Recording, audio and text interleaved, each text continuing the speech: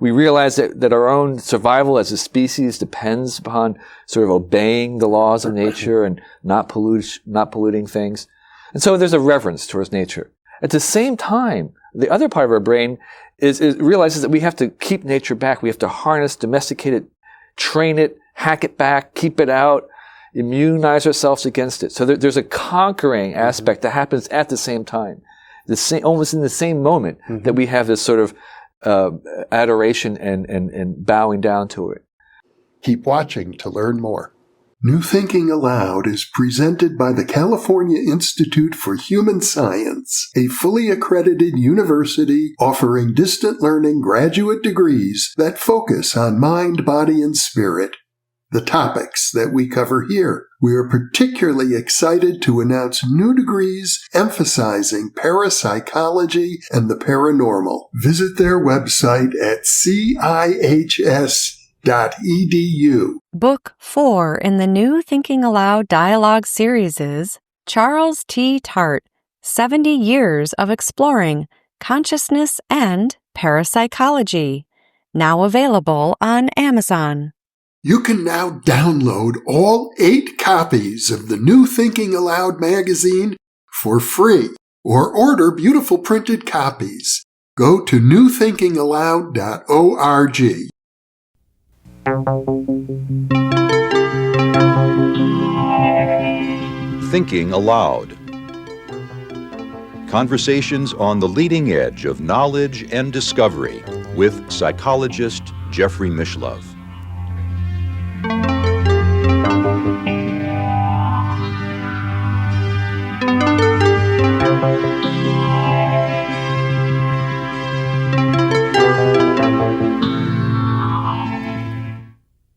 Hello and welcome. I'm Jeffrey Mishlove, and today we are going to look at the subject of neo-biological civilization. With me is Kevin Kelly, editor-at-large of Wired magazine and author of New Rules for a New Economy and Out of Control. Welcome, Kevin. It's a great pleasure to be here. It's a pleasure to be with you.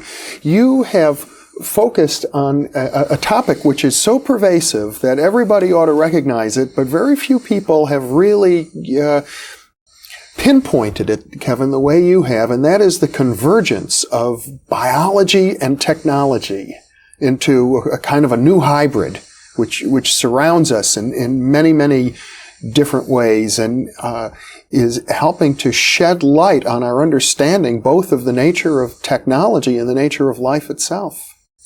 You know, the idea that our machines are somewhat like organisms, and the idea that organisms could be seen as machines is actually a very old idea. I think what's changed right now is that we are making machines so complicated, so complex, that really the only way we can understand how to make them and use them is to reinvigorate, to resurrect and deepen this metaphor of this convergence of the made and the born. Mm-hmm. Well, there's been quite an emphasis in recent years for scientists and engineers to study the biological world, to learn how to make machines more by imitating nature. And you yourself have observed nature very closely. You open your book Out of Control by describing your experience as a beekeeper, and the metaphor of the beehive it seems very crucial to your understanding of the essence of biological functioning. You know, engineers for a very long time have imitated, as you suggested, nature, and so we have things like Velcro being based on the barbs of a burr, and barbed wire being the thorns of an Osage bush, and so torpedoes being like sharks.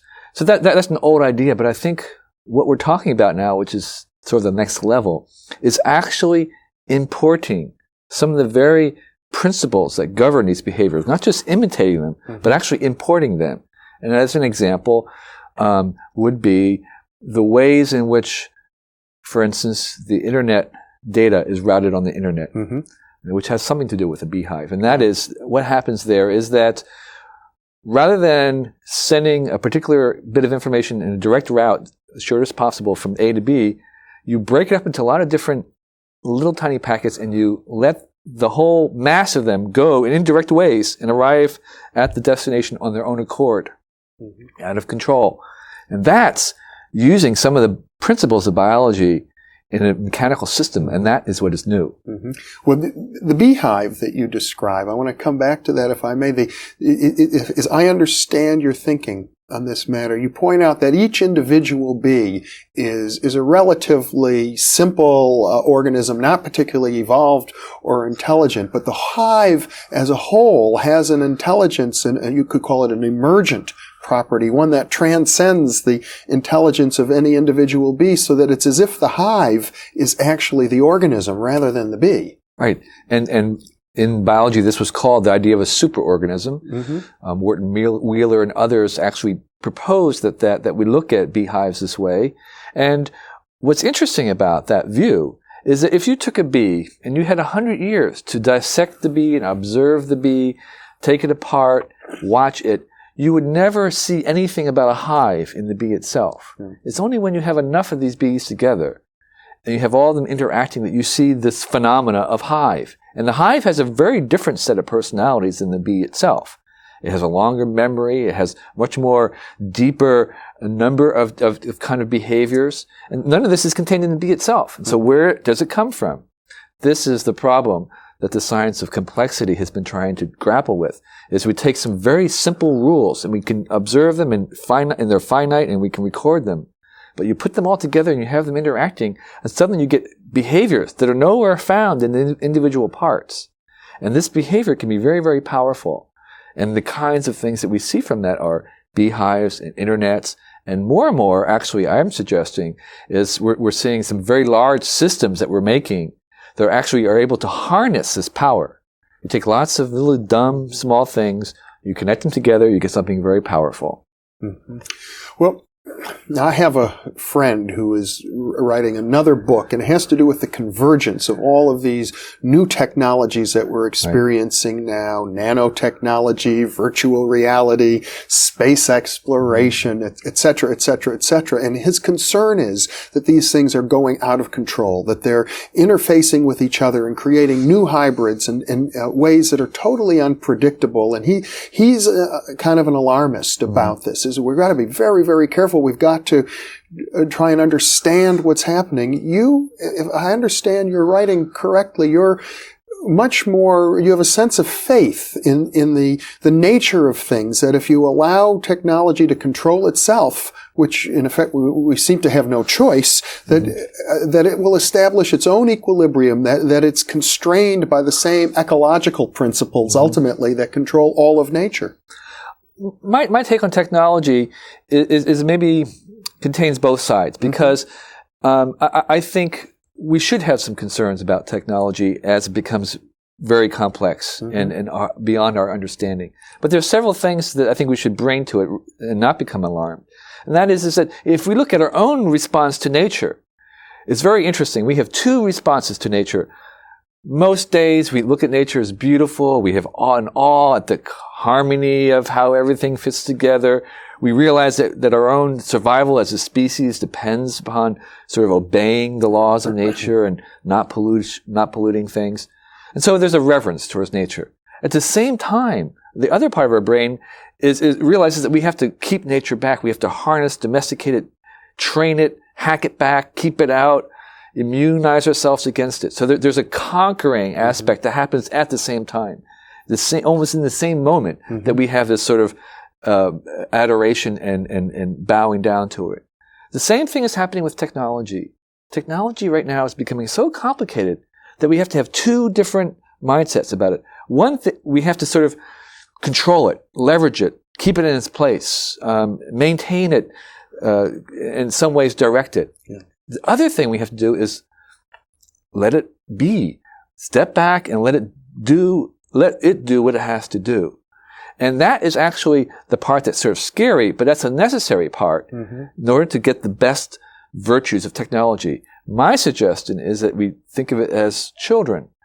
You have to train children and you have to direct them, but at the same time, you have to step back and let them do what they're going to do. And part of the problem is trying to decide what is it that they want to do. And that's the question that I'm asking myself. which is, what is it that technology wants? Mm-hmm. My own sense of it, and you touch upon this in your writings, is that technology that we create is actually part of the natural world. Since we're part of nature and we created, our technology is also part of nature, and that in a sense it's part of the evolutionary process. When we put up satellites and telephone systems, it's like an extension of our own nervous system, and we're creating, it would almost seem to me, a kind of a global organism of this planet. Yeah. There is a sense in which McLuhan was the first to mention this. All the things that we make, there are manufactured worlds, or basically extensions of ourselves. I define technology very, very broadly. It's not hardware. It's anything that our minds make. So double entry bookkeeping is technology as far as I'm concerned. Writing, lots of institutional creations of the university and library are also technology as much as a PC chip is. But the other interesting aspect of what you just said is that while we see this technology becoming more biological life, there's also a similar reversal in looking at biology as if it was machines, and in particular, in bringing a computational metaphor to biology. If understanding that biology is in many ways can be reduced to a type of computational notation and understanding. Okay? And that's a very, very big step that's happening. So both those things are happening at once. Well, now this, I have to say, is where I admire your writing in this area, and at the same time, I feel it goes against the grain of some of my own philosophical and spiritual background, and I have a hard time thinking of us the way Marvin Minsky, who you write favorably about and who I've interviewed. He describes us, well, we're really just computers made out of meat. And I say to myself, where's the soul? Right. I think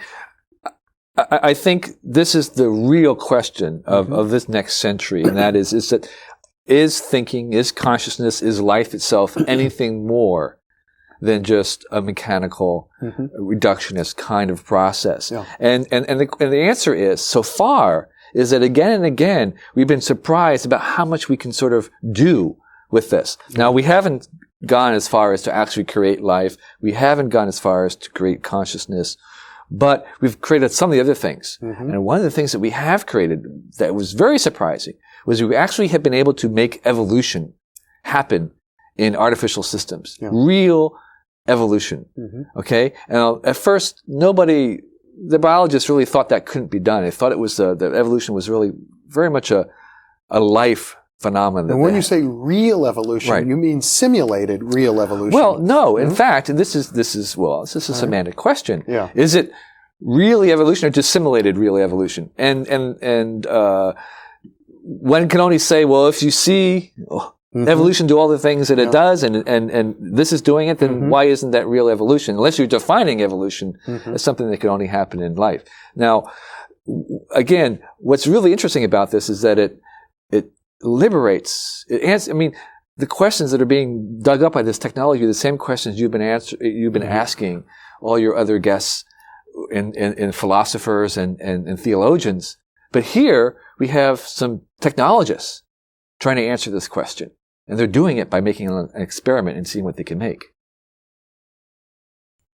I think that's exciting. I think that it's totally appropriate that we look to the engineers for answers. One of my mentors was Arthur Young, the fellow who invented the helicopter, and he started to study philosophy, and he decided that philosophers were a dime a dozen, and philosophy had failed to really predict the impact of science and technology in our life, and that if you wanted to earn your stripes, so to speak, earn the right to do a philosophy, you had to first master the physical world by taking on engineering projects. So I'm in favor of that. But let's go back to the question of simulating life inside of a computer. It raises the fundamental issue about what is consciousness. And is consciousness, as you propose, just in a conglomeration of many, many little subunits, and when they come together, something new emerges, or is it more fundamental than that? I actually don't know the answer to the question about consciousness. In fact, I steered away from that in my book because it is so much more difficult. Yeah. I decided to focus on the other one, the other biggie, which is life. Can we make life happen in something other than living things? Yeah. And the evidence so far is that we can probably do a lot more than we thought we could. Yeah. Now, we can't go all the way, but we've gone farther than we thought. And that has suggested that we can go even yet further. Well, and you suggest that, in truth, a lot of the machines around us are very lifelike already, even automobiles. Well, automobiles is easy to see, but we see some other software-like things, the internet. In fact, some of these programs where they're using evolution and very basic learning, we're seeing them in like Disney films and others. For instance, if you watch Mulan or Lion King, you'll see some scenes in there where there's great big herds of animals coming through. And none of those animals were drawn by anybody. They were generated by an algorithm. And they were moving, and they're moving in a very sophisticated way, the same way the birds flock, which they have some basic rules. And so the overall effect of it is very lifelike. And yet, there is no life as we know it in there. So what's happening? Well, what we're seeing is that we had a definition of life. And then the artificial life guys, accomplished some of those, most of them. And so everyone said, well, obviously, life must be more than that. So they keep adding to the definition. And then when those are accomplished, well, they say, obviously, we need to add more. So we have this moving target of what we consider life is. And people now can buy pets inside of the Tamagotchis and others are very much like this. The Furbies and others. They're working on right now. In 1999, in the fall of 1999, there's going to be a doll that will have emotions and respond to emotions. And this is something that one would have not thought even possible, but turns out that emotions are actually something that are easier to make than consciousness. Well, there is a sense that many of our emotions are mechanical. We talk about knee-jerk reactions. Right. For example. So what you're saying is that the distinction between animate and inanimate, between conscious and not consciousness, is kind of fuzzy. It's very fuzzy, and I actually believe that there's a soul. I actually believe that there is something more than just our mechanical body. Yeah. But I think that that our definitions are going to change over time. Yeah. I was very, very interested in the match between Deep Blue, the computer, and Kasparov, the chess master. Oh yes, the computer that beat the chess master. The computer that beat the chess master. And what was interesting about that is that when that happened a number of years ago, what happened was Kasparov felt at that very moment that the computer was alive. Okay? I mean, he said that. He actually demanded to see the transcripts because he actually really, really believed that there was an intelligence at that point. And so that's all has been our test of what an artificial intelligence was. It was you convinced somebody who was an expert that this was alive.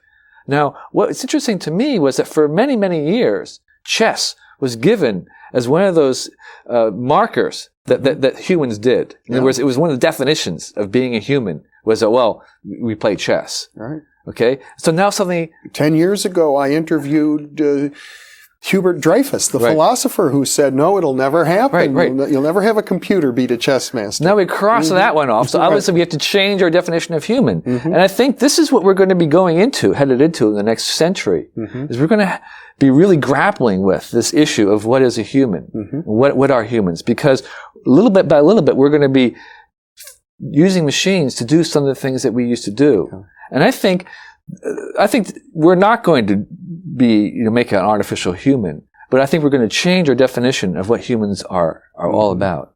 And we're likely to change who we are. Yes. At the same time, we seem to be, I would assert, taking control of our own evolution at this point, as we develop these extensions of ourselves, and ultimately will probably be through genetic engineering and through more sophisticated computer implants. We now have pacemakers. We'll do more of that. We'll actually engineer hybrids. Yes. I'm often accused at being editor at Wired of not being worried about technology, but I am worried about technology, and it's called genetic engineering. It's called, of the human germline, which used to be called eugenics. Yeah. And the new term I've just learned is called volitional evolution, where we actually direct our own evolution. Now, I think that's something worth worrying about myself. Well, I not long ago interviewed Barbara Marx Hubbard, a spiritual teacher who talks about conscious evolution, and very, very similar, but with a different nuance to it. It seems to me, though, when you worry, now I want to get back to your other point about we can be grateful that we're out of control. And I know you've described yourself as a devout Christian, but you also, in your book, cite the great Taoist philosophers who talk about the way to have perfect control is to let go of needing to be in control of anything, and that you think it's wise for us not to try and control. Well, here's my Christian interpretation of the Taoists, if you may. I believe that there's a God, that there's a divine creator. And the creator made some beings in like mold of the creator. As best a creator could take something that was unlimited and make it limited. One of the essential ingredients of us as created beings is that we are creators too. Okay?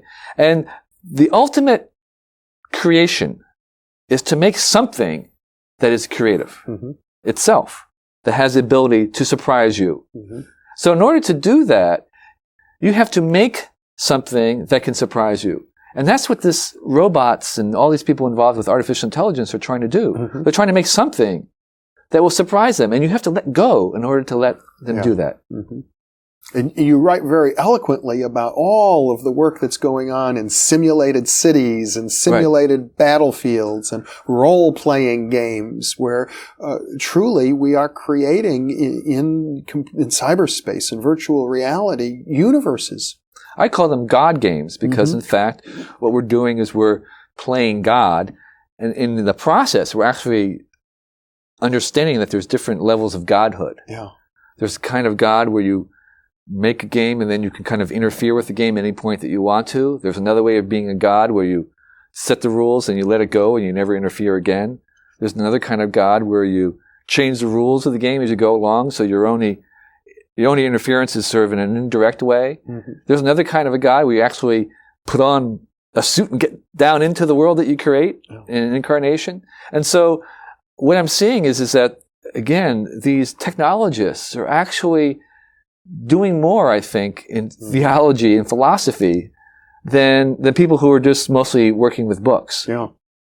You write that there's a danger that we may become addicted to these God games. I think it's the ultimate addiction. And I think the Bible and others warn us about this, is that there's, really becoming confused about our abilities as gods, and to confuse ourselves about thinking that we actually have powers that we don't have. So I look at Tamagotchis and these other things that we've seen in the late 1990s, where there was these pets that people had to keep going. Electronic pets that you had to tend and nurse and nurture. They will die if you don't pay attention to them. That's right, and they will. And we can see that even for kids, they become very, very addictive. And so I suspect that this will be something that the internet will make look pale by comparison. Well, one of the things that you wrote, in fact, and it struck me, Kevin, is you thought the ultimate addiction, the root of all of our cravings, was the addiction to be God, to control. I've done many interviews with spiritual teachers, and they give it a slightly different twist. They might say that the ultimate desire is union with the absolute, union with the divine, not necessarily to be God the creator like Zeus or Yahweh or Indra, but God in the more absolute Taoist sense. I think the two can fit together. I think that you can have this longing, this tremendously driving urge to be at one with the universe and God, and at the same time to be addicted to the power that one has as a God. With a small g, by the way. Well, there's a funny paradox where through our technology we do acquire godlike powers, but it's only, I would say, it's only through mastery of ourselves that we truly do. Yes. Otherwise, we get lost in the technology, and maybe we create things that are out of balance. Yeah, the question I'm asking is what does technology want to do as a system? Yeah. I have no illusions that we would be totally wrong and actually stupid as a species to let technology do whatever it wants to do. Mm-hmm. But we have to sort of find out what it wants first, and then we can kind of react against it and keep it in line. So I think the same thing in a personal sense. I think people have to bring values. Mm-hmm. I don't think technology gives us values. I think we have to bring values to the technology. We have to know what it is that we want. We have to know who we are. Mm-hmm. Technology can help us answer some of those questions. But I think we have to bring those things forward. And I think spiritual practices, I think being well-rounded, I think being very centered are all really very important, and more so in the world of technology. My mentor, who I cited earlier, Arthur Young, used to say there wasn't a machine built that didn't have a purpose. Well, yes. Well, Kevin, we're out of time now. I've been a delightful and very stimulating interview. Thanks for being with me. Again, it's been my pleasure to be here. Thank you for having me. And thank you for being with us.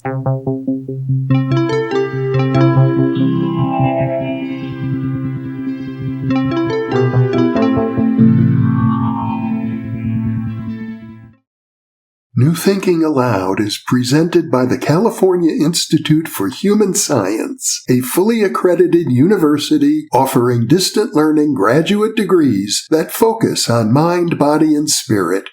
The topics that we cover here. We are particularly excited to announce new degrees emphasizing parapsychology and the paranormal. Visit their website at cihs.edu. You can now download all 8 copies of the New Thinking Aloud magazine for free, or order beautiful printed copies. Go to newthinkingaloud.org. Book 4 in the New Thinking Aloud dialogue series is Charles T. Tart, 70 Years of Exploring Consciousness and Parapsychology, now available on Amazon. For early access to our videos and live stream events, sign up for our free weekly newsletter at newthinkingaloud.org.